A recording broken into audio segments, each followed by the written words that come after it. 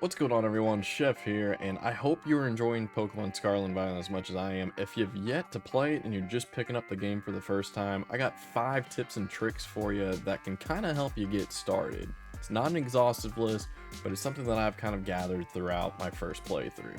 Let's get into it. My first big tip for you guys is do not pass up on Pawmi. He's an early electric type grab, and he is very, very useful. If you're wondering exactly where he's at, well, if you can look at the map right here, I'm at the Inlet Grotto, but that's literally, like, your house is right here. You can literally find an electric type right after you grab your starter. So it's a very useful Pokemon to have. If you're wondering what he looks like, this is what he looks like.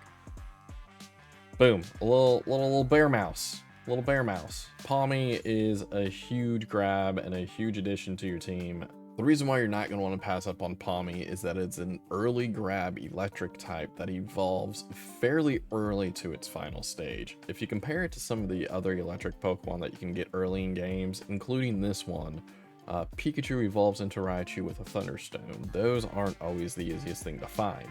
Mareep evolves into Flaffy at 15, and then again into Ampharos at 30. So you actually have 30 levels before you get that final form that you need. And to be fair and honest, a lot of the game can be completed prior to level 30. So you're going to want that in-stage Pokemon evolution fairly early. What's nice about Pawmi is that it evolves into Pawmo at 18. And then just by walking with it with 1,000 steps in the Let's Go feature, without it going back into your Pokeball, and then giving it one level, whether it be through a rare candy or EXP candy, it will evolve into its final stage being Pawmot. Not only does it come in as an electric fighting type, has some pretty decent stats for an electric type. It's a base stat 490. It's more of a physical kind of fast attacker. A little bit of bulk, but not too crazy on it. Now, I'm not gonna lie, I have had a Pawmot in my team since the beginning, well, Pawmi, and I'm pretty much in the end game on my main playthrough, and it hasn't left my team. It's a very great Pokemon, has a lot of coverage compared to other electric types.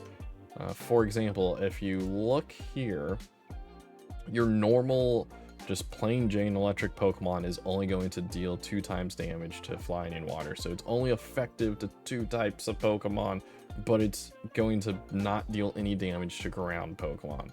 Now you throw in the fighting type, and then all of a sudden, look at that shift that just happened.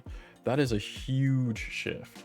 You are now super effective against 7 types. You deal neutral damage to 11 types. Little bit of a drawback on it though defensively, whereas a normal electric type takes super effective damage from just 1 type, being ground. You throw fighting in there. Hi, editing chef here. When I was talking about Pawmot's weaknesses, I just realized editing that I only put fighting on there and not electric fighting, so I corrected the picture. Just know when I talk about ground disappearing, it's still weak to ground, but it's only just weak to ground, psychic, and fairy, and the coverages I mentioned still apply. And then all of a sudden, it loses the ground weakness and picks up a psychic and fairy weakness, and because it can learn bite and crunch, it can do damage to psychic types, and it can learn Metal Claw, so fairy types are covered. Now, one thing that is unique to Pawmot is its signature move, and yes, this is an actual signature move this generation. It's a brand new move, only Pawmot can learn it. It's called Double Shock. The user discharges all electricity from its body to perform a high damage attack. After using this move, the user will no longer be electric type. You learn it at level 60, and it does 120 damage, and it is a physical attack, and it works beautifully with Pawmot. Another fun thing about Pawmot, he can swim. A little swimmy boy, just swimming around, doing his thing. This is very useful for helping out with things in the water. Yeah, Pawmot can swim. It's great, it's amazing, I love it. On to the next tip. My second tip for you guys is badge progression. So as you can see, I've kind of done the gyms in a weird order, but if you want to actually do it by level order, this is what you would do. Now, I have these color coded to where the red ones are your gyms, the blue ones are the Starfall bases or the Team Star bases, and the green ones are your Titans. Pro tip, I highly recommend that you get all the Titan encounters, the rock, flying, steel, ground, and dragon, in before you try to progress more north of the mountain per se, just because there's going to be a lot of times where you need climbing and you get that one after the dragon type. Now, if you want to do this in order, I have the types listed here on the left, and I also have the aces level on the right. When it comes to the Titans, that is generally the level you want to be around to be able to survive in battle. There are also 3 battles that I am not going to tell you about because they are spoilers for the story. I'm going to let this stay here for like 3 seconds so you can screenshot it. Better screenshot it, just in case you want it for reference. Okay, cool. Going through these. If you want to do in level progression, you're going to go Bug Gym, Rock Titan, Grass Gym, Flying Titan, Dark Star Base, Electric Gym, Fire Star Base, Steel Titan, Water Gym, Poison Starfall Base, and then you're going to go 3 gyms in a row, being Normal, Ghost, Psychic. You're going to hit up a Titan, and then you're going to do another gym, and then your final 2 Starfall bases, and then your final Titan. Now, again, this is a game where you can do whatever you want and however you want to, so as you can see, I've already done all 5 of the Path of Legends, and my party is roughly level 50. I survived just fine. Also to note, once you beat your 8 gyms and you have access to the end game for the gyms, being the Pokemon League, here are the ace levels for the Pokemon League. As you can see with the Elite 4, the first trainer's ace is going to be 58, 59, 60, 61, whereas your champion's level 62, and then after you do this, and you can only do it once, you are able to rematch every single gym, and the gyms will be level 66. Now, once you do all 3 of these storylines, you're going to be able to get access to Area 0, which is kind of a culmination of the entire story. I will not spoil it. It is fantastic. This is by far my favorite story for a Pokemon game ever, and I've been playing since Red, Blue, Yellow. So you're going to thoroughly enjoy it once you get there. And that's it for the badge progression. It's kind of confusing, but hopefully that chart helps you out and you're able to kind of say, okay, I want to do this, this, this, and this. But honestly, it's a free exploring game. Just have fun. Get distracted, pick up items, run into shinies, just have fun. My third tip for you guys is the Pokédex and just kind of navigating it and looking at it. To pull up your Pokédex, hit minus, and while you're in the Pokédex, it kind of looks different. Your job as a school kid is to collect volumes and knowledge, right? So they kind of went full in on this. So on that main area, if you hit A, it's going to take you right into your actual Pokédex. If you don't, you can see what your recently caught Pokemon were, your recently battled, and some recent notes on Pokemon that you may have seen and you don't know. As you can see here, I have my Pokédex. The completed book is the one that is fully colored, while as an Dex entry that I don't have is somewhat transparent. Now, if you go over here to Dex entry number 18, who is it? What is it? I don't know.